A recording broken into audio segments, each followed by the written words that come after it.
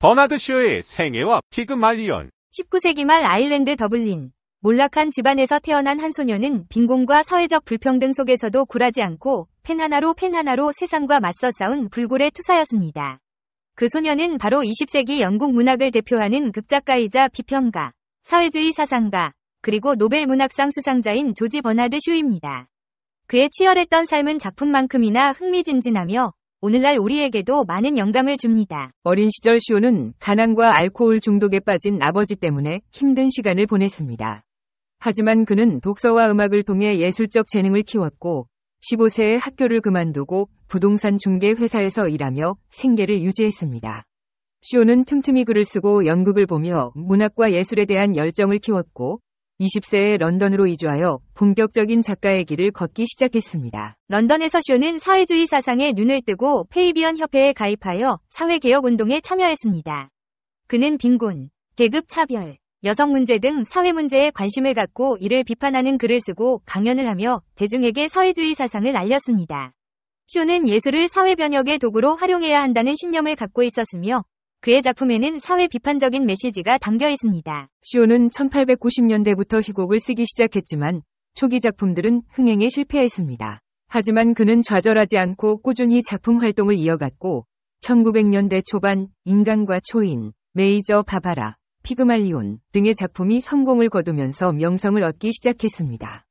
쇼의 희곡은 사회 문제에 대한 날카로운 비판과 풍자, 재치 있는 대사와 유머로 가득했으며 당대 관객들에게 큰 호응을 얻었습니다. 1925년 쇼는 노벨 문학상을 수상하며 세계적인 작가로 인정받았습니다.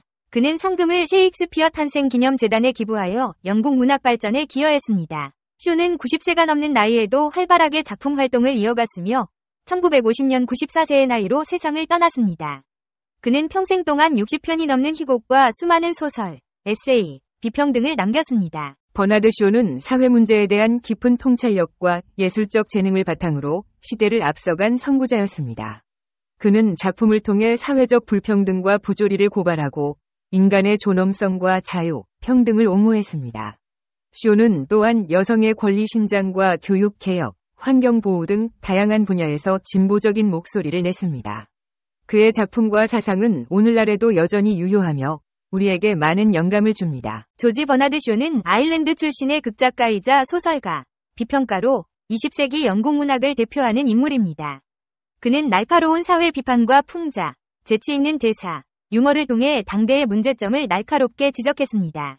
쇼는 사회주의 사상의 영향을 받아 빈곤, 계급 차별, 여성 문제 등에 관심을 갖고 이를 작품에 반영했습니다.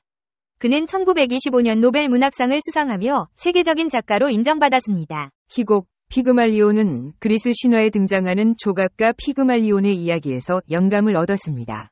신화 속 피그말리온은 자신이 만든 여성 조각상을 사랑하게 되고 여신 아프로디테에게 간절히 기도하여 조각상을 실제 여성으로 변하게 합니다. 쇼는 이 신화를 현대적으로 재해석하여 언어학자 히긴스 교수가 하층민 여성 일라이자 돌리트를 교육하여 상류층 여성으로 변화시키는 이야기를 그려냈습니다. 피그말리온은 런던의 코벤트 가든에서 비를 피해 성당 처마 밑에 모인 사람들의 모습으로 시작됩니다. 그곳에서 언어학자인 히긴스 교수는 꽃 파는 소녀 일라이자의 끔찍한 발음을 듣고 그녀를 6개월 안에 공작 부인처럼 말할 수 있도록 만들겠다고 장담합니다. 이 내기를 계기로 일라이자는 히긴스 교수의 집으로 들어가 혹독한 언어 교육을 받게 됩니다. 히긴스 교수는 일라이자에게 표준 발음과 상류 사회의 예절을 가르치며 그녀를 완전히 다른 사람으로 변화시키려 합니다. 일라이자는 처음에는 히긴스 교수의 냉정하고 오만한 태도에 반발하지만 점차 그의 가르침을 받아들이고 변화하기 시작합니다. 그녀는 꾸준한 노력 끝에 상류 사회의 언어와 예절을 완벽하게 습득하고 귀족들의 파티에서도 능숙하게 대화를 나눌 수 있게 됩니다. 일라이자는 히긴스 교수의 교육 덕분에 상류 사회에 성공적으로 진출하지만 그녀의 변화는 진정한 행복을 가져다 주지 못합니다. 히긴스 교수는 일라이자를 단순한 실험 대상으로 여기며 그녀의 감정이나 미래에 대한 고민은 전혀 하지 않습니다. 일라이자는 자신이 단지 언어와 예절만 바뀐 것이 아니라 자신의 정체성과 존재 가치에 대한 혼란을 느끼게 됩니다. 일라이자는 히긴스 교수의 집을 떠나 자신만의 삶을 살기로 결심합니다. 그녀는 꽃집을 차려 독립적인 삶을 시작하고 자신을 진심으로 존중하고 사랑하는 프레디와 결혼하여 행복한 미래를 꿈꿉니다.